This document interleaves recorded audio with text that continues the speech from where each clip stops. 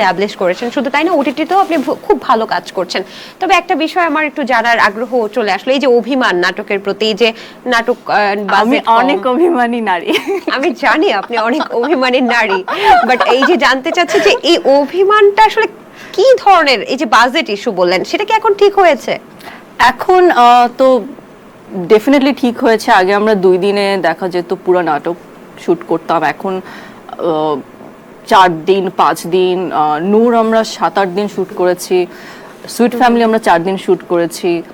So definitely এখন অনেক better হয়েছে, এখন সিস্টেম অনেক see it's not only about the budget, the whole thing, যে প্রেপ করা, then the post and the lot of things.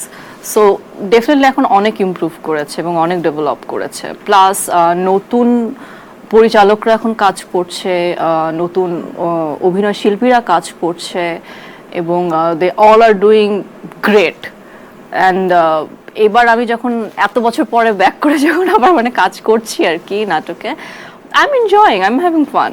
আচ্ছা, সেক্ষেত্রে আর্টিস্টদের সাধারণত মেল আর্টিস্টরা একটু বেশি বাজেটের রেমুনারেশন দাবি করে, এমনটা শোনা যায়। Is it true?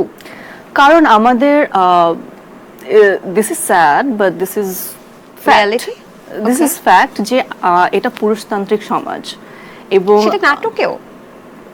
যখন একটা পুরা দেশ, একটা সোসাইটি যখন পুরুষতান্ত্রিক হয়, তখন সেটার প্রত্যেকটা মাধ্যমই পুরুষতান্ত্রিক হয়।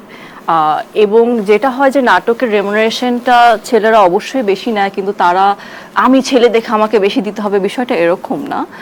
তাদের সেলিং পয়েন্ট বেশি থাকে, দ্যাটস ওয়াই তাদের রেমুনারেশনটা হাই হয়। এবং আমাদের মেয়েদের ক্ষেত্রেও ধরেন যে শুধু তো আমি একা ফিমেল অ্যাক্ট্রেস না, অ্যাক্টর না, রাইট, আরও অ্যাক্ট্রেস আছে।